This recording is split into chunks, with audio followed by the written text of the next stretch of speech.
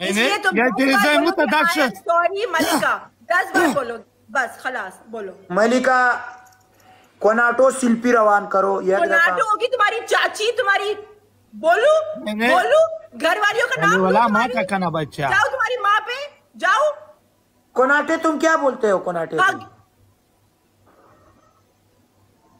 Your face, तुम कोनाटी is your face. ये जगह मैंने बोल दिया एक सेल्फी रवान करो ये जगह का